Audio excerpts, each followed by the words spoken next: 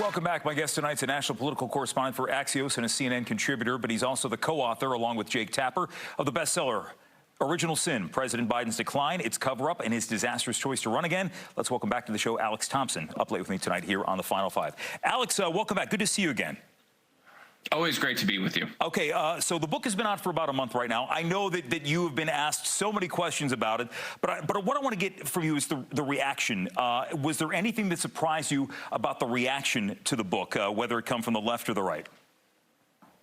Well, from the left, the thing that most surprised me is the continuing insistence of, why don't you cover Trump?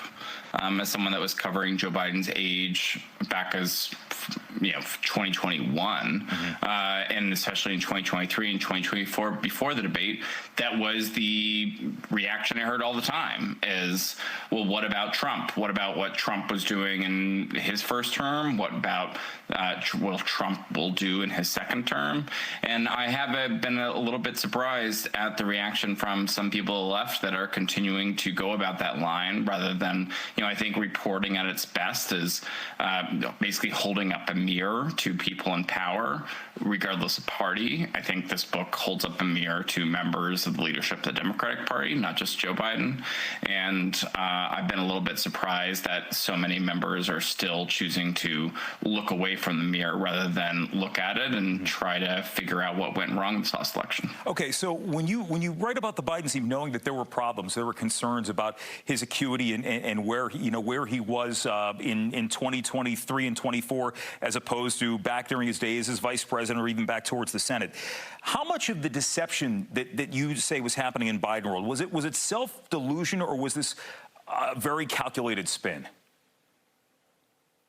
It was both, and it depends on the people you're talking to. And I think, what we saw in some ways is a very familiar story to families all across America, which is when you have an aging patriarch of the family, there are some members of the family that are a bit in denial about the patriarch's decline, and there are some people that are taking steps to sort of put the patriarch on their best foot. And when you're talking about a patriarch that in the minds of the people around him that are literally, to their minds, protecting American democracy from a wannabe authoritarian, you can, rationalize anything, because I think all of those people believe that Joe Biden, especially the core group around Joe Biden, they believe Joe Biden would be a better president at 100 years old than Trump, and that was sort of their moral calculus. There were a lot of staffers who have come forward, not just in your interviews for this book, which you did about 200 of, but also in the media after the release.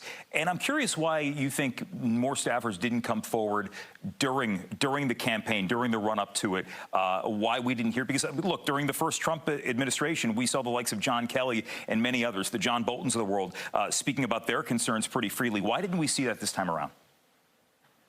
I think in some ways because the Democratic Party, if the Republican Party revolves around Donald Trump, the Democratic Party does too. And there's actually incredible unity within the Democratic Party, and that unity is a result of I think in many cases, the sincere belief that Donald Trump is a clear and present danger to the United States. I think a lot of them really believe that, and that created cohesiveness within the party that did not, and still in some ways doesn't exist in the Republican Party. You were honored for your reporting on the Biden White House, and there was a much publicized speech that you gave at the White House Correspondents' Dinner right before the book came out, and you said that the media, quote, "we missed a lot of this story." Why was there so much reticence on the part of the media? And I fully recognize you and I are part of the media, but why was there that reticence to talk about this when it could have made a true impact?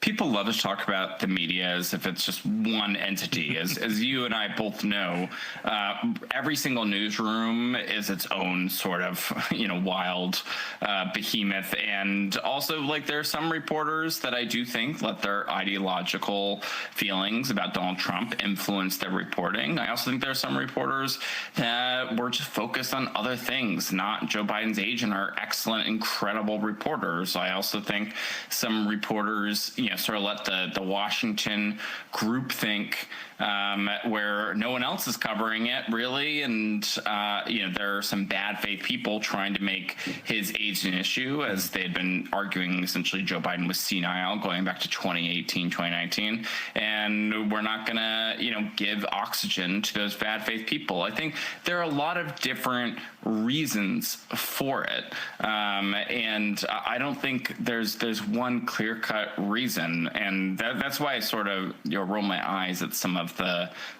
critiques from parts of the right wing. I want to ask you this question. I know you were speaking for Alex Thompson yourself, but your co-author, Jake Tapper, made a comment that got a lot of headlines over the last couple of weeks when he said that the cover-up and what happened here was worse than Watergate. Do you agree with that assessment? Well, I'll let Jake speak for himself, but I also think he said it could be. And I think what our reporting shows is that members of Joe Biden's cabinet in 2014 no longer had the confidence that if there was the proverbial 2 a.m. phone call, that he was capable of responding and being at the, with his total full attention and competency.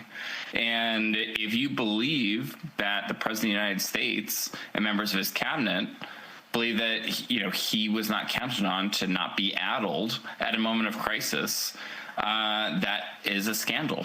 And I think I completely agree with Jake on that. Alex Thompson, the co-author of Original Sin, joining us here on the Final Five. Alex, thank you again. We appreciate it. Congratulations on the book success. Thank you, and you're the best. And the Final Five is back right for this.